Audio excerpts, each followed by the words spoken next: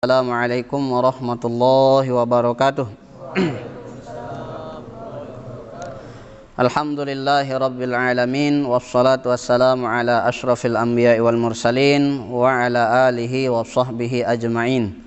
Allahumma aslih ummata Muhammadin sallallahu alaihi wasallam wa farrij an ummati Muhammadin sallallahu alaihi wasallam warham ummata Muhammadin sallallahu alaihi wasallam وانشر واحفظ وأيد نهضة الوطن في العالمين بحق سيدنا محمد صلى الله عليه وسلم أما بعد.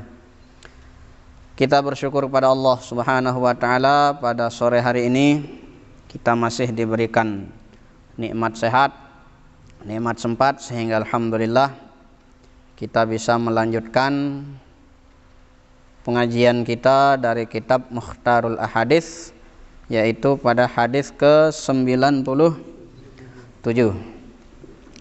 Qala Rasulullah sallallahu alaihi wasallam, "Idza ra'a ahadukum janazatan illam yakum masyiyam ma'aha falyakum hatta yukhallifaha aw tukhallifahu aw tud'a min qabli an tukhallifahu." Rawahul Bukhari wa Muslim. Ya, jadi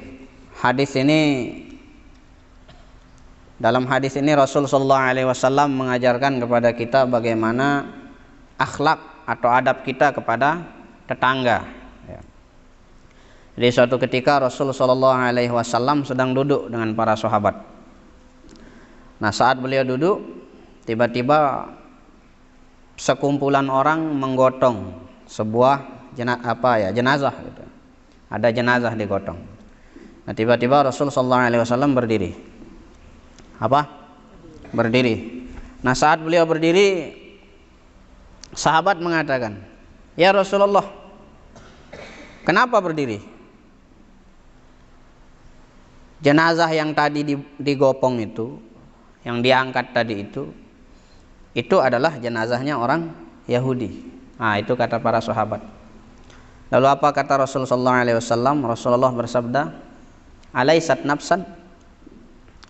Bukankah orang yang tadi dibawa itu juga manusia?"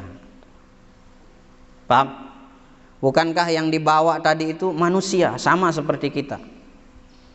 Nah, seolah-olah beliau mengatakan, apa salahnya kita berdiri untuk menghormati jenazah yang tadi itu.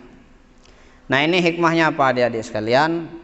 Rasul sallallahu alaihi wasallam itu mengajarkan kepada kita bagaimana sifat kemanusiaan itu kita dahulukan. Ya. Nah, karena di dalam kitab ini, Mau'izatul Mu'minin, ini ringkasan dari kitab Ihya Ulumuddin, ada satu hadis yang disebutkan.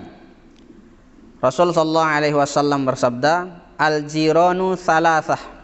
Tetangga kita itu dibagi menjadi 3 macam. Ada berapa? 3 macam. Pertama, salasatun jarun lahu haqqun wahid wa jarun lahu haqqani wa jarun lahu salasatu huquq. Tetangga jenis pertama punya 3 hak. Berapa? 3 hak. Tetangga jenis yang kedua hanya memiliki 2 hak. Nah, sedangkan tetangga kita yang terakhir ini dia hanya memiliki satu hak. Ya, terbalik sebenarnya terjemahnya, tapi itu maksudnya. Ya. Fal jarul ladzi lahu salasatu huquq al jarul muslim zawir rahimi. Mana tetangga kita yang memiliki 3 hak? Tetangga kita yang memiliki 3 hak itu adalah tetangga muslim yang ada hubungan keluarganya dengan kita. Kan ada biasa kan di gubuk-gubuk itu tetangga kita ya keluarga sendiri, pamankah, bibikkah, atau saudara kita. Nah, maka tetangga kita yang ini memiliki 3 hak. Haknya pertama, ya, haknya sebagai tetangga kita. Hak yang kedua, hak sebagai sesama muslim, dan hak yang ketiga adalah hak sebagai keluarga kita. Nah, maka kewajiban kita untuk menghormatinya sebagai tetangga, menghormatinya sebagai orang muslim, sesama muslim, juga menghormatinya sebagai keluarga kita. Ini model pertama ya. Nah, kemudian model yang kedua, tetangga yang hanya memiliki dua hak. Ya, hanya memiliki dua hak. Siapa itu? Tetangga muslim. Tetangga kita yang muslim, tapi bukan keluarga, tidak ada hubungan keluarga. Ya, tidak ada hubungan keluarga. Maka ini hanya dua haknya. Haknya sebagai tetangga, juga haknya sebagai sesama muslim. Apa hak kita sebagai sesama muslim? Banyak sekali diajarkan kita oleh Rasulullah SAW. Ya, nah nanti kita bahas. Kemudian yang terakhir, hanya memiliki satu hak, yaitu al-jarul musyrik, tetangga kita yang non muslim. Nah, jadi hadis ini mengingatkan kepada kita bahwa tidak ada alasan kita untuk tidak menghormati tetangga kita. Sekarang kan banyak begitu ya. Tidak di sinetron, di dunia nyata pun ada. Ya, di sinetron atau di dunia nyata, apa contohnya? Tetangga yang berantem, tetangga yang saling sindir, tetangga yang apa lagi? Tetangga yang saling serang, tetangga yang saling memata-matai. Padahal di dalam hadis itu disebutkan sebaik-baik tetangga adalah tetangga yang berbuat baik kepada tetangganya. Nah, apa kewajiban kita terhadap tetangga kita, adik-adik sekalian? Pertama, kalau dia sakit, kita jenguk. Jangan tetangganya sakit, syukur. Alhamdulillah sakit ternyata ya. Ya, tahun ternyata sakit tetangga itu. Nah, itu kita bilang, jangan seperti itu. Jadi kewajiban kita ketika dia sakit, kita jenguk. Kenapa? Ini juga sering saya sampaikan kepada kita.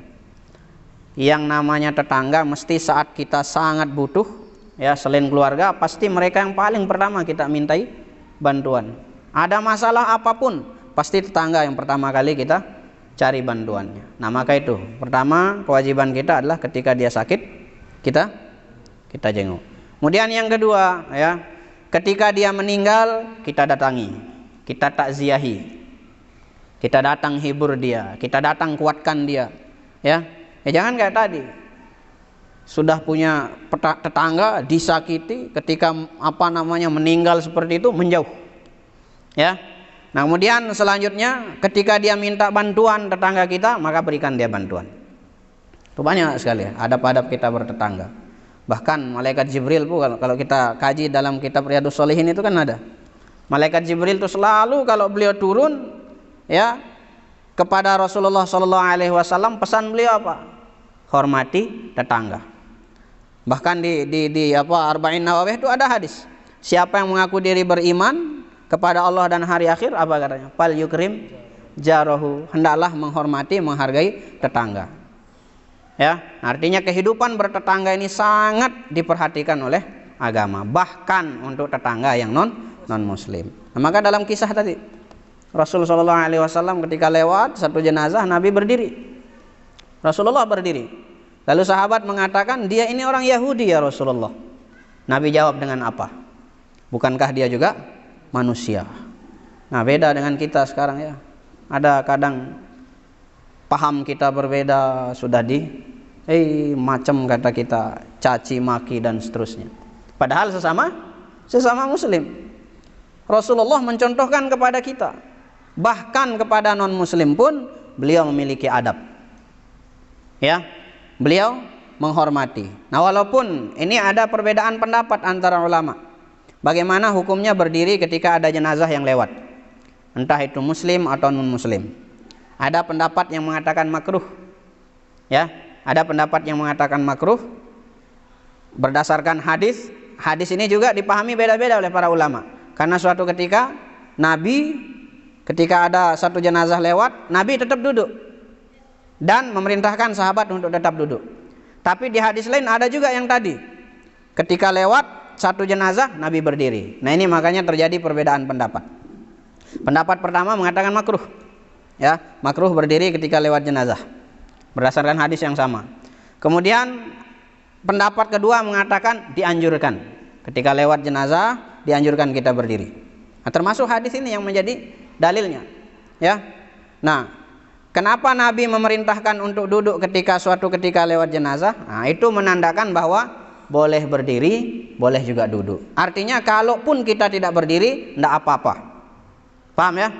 Nah, cuma saya ingin mengingatkan kepada kita, terlepas dari perbedaan pendapat tentang ada yang mengatakan makruh, ada yang mengatakan dianjurkan, nah maka kita lihat dari sisi kemanusiaan. Sisi apa? Kemanusiaan. Orang Yahudi atau orang non-Muslim itu makhluknya Allah juga, ya kan?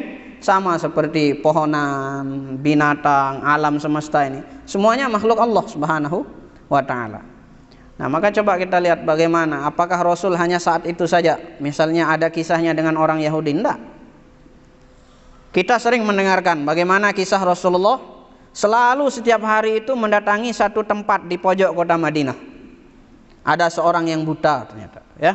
Ada Yahudi buta. Setiap hari itu diberikan makan oleh Rasul sallallahu alaihi wasallam.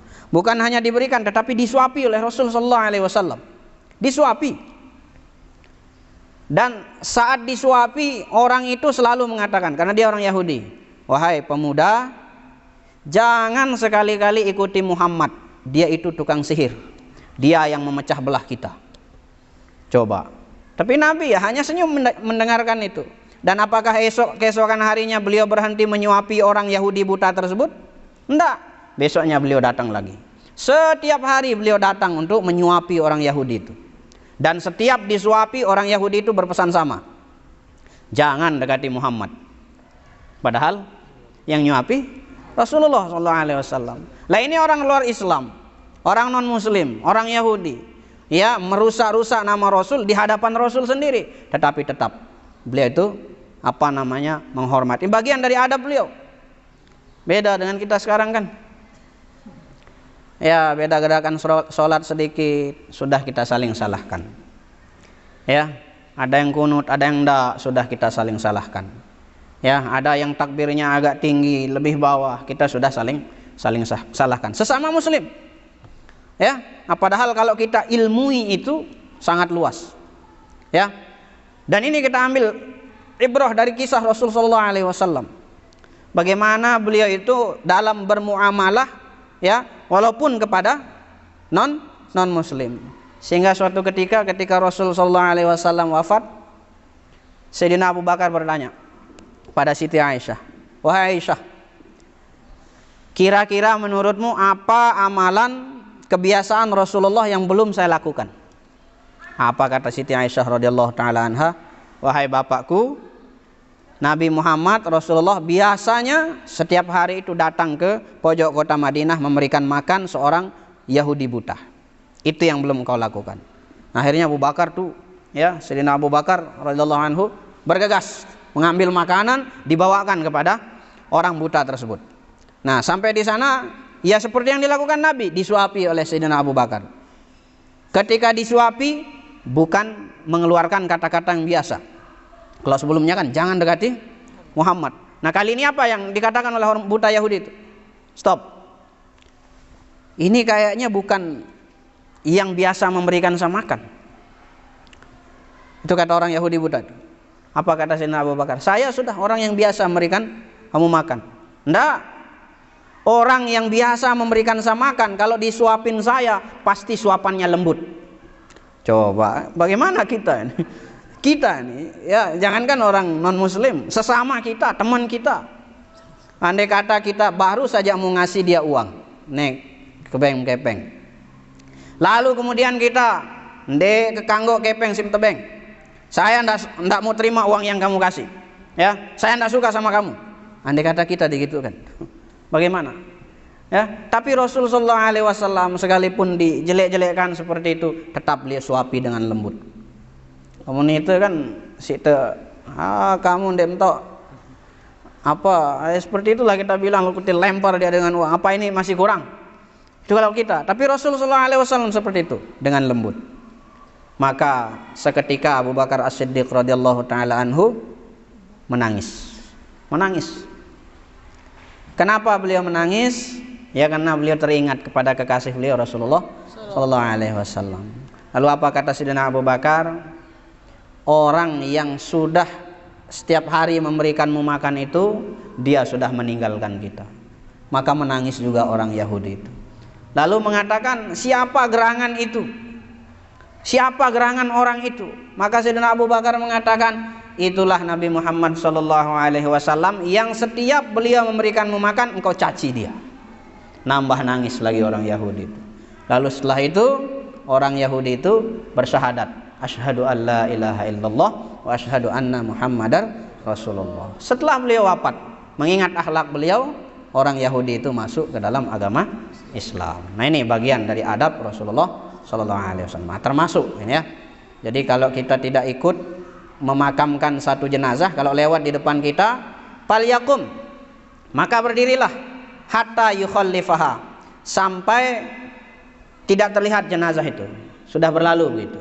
Aw tukhallifahu, atau kamu yang meninggalkan dia duluan. Aw tudoa min qabli an tukhallifahu, atau sampai dia diletakkan di liang lahat. Ini bagian dari adab kita diajarkan oleh Rasulullah sallallahu alaihi wasallam. Nah, kesimpulannya apa adik-adik sekalian? Ya, kepada non muslim saja Rasulullah mengajarkan kita bagaimana adab akhlak, apalagi kepada sesama muslim. Maka pesan saya, jangan sampai gara-gara beda pendapatkah, beda pemahamankah, lalu kita saling caci, sehingga menafikan sisi kemanusiaan kita, sehingga menafikan sisi ketetanggaan kita, sehingga menafikan sisi bagaimana kita harus saling menghormati. Nah, naktafi bihadzal qadar, insyaallah barakatuh wa nafi'ah. Mudah-mudahan ya kajian kita sore ini ya menambah luas wawasan kita dalam bertetangga, sehingga hal-hal yang remeh-remeh jangan kita besar-besarkan, sehingga dapat menyebabkan kita terpecah belah. Wallahu subhanahu wa ta'ala a'lamu bis-shawab. Subhanakallahumma wa bihamdika asyhadu an la ilaha illa anta astaghfiruka wa atubu ilaik. Wallahumma fiqhul hadi ila sabilir rasyad. Wassalamu alaikum warahmatullahi wabarakatuh.